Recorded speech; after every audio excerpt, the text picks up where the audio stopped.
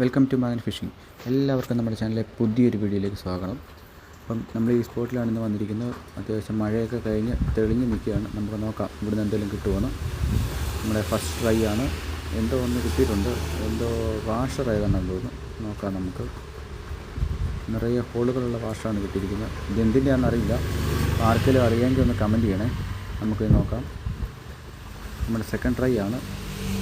അങ്ങനെയുണ്ട്. നമ്മുടെ സ്പോട്ടൊക്കെ അടിപൊളിയല്ലേ. അത്യാവശ്യം ഒഴുക്കൊക്കെ ഉള്ള സ്ഥലമാണ്. നമുക്ക് നോക്കാം ഇവിടുന്ന് എന്താണ് വല്ല നിധിയും കിട്ടുമെന്ന് നോക്കാം.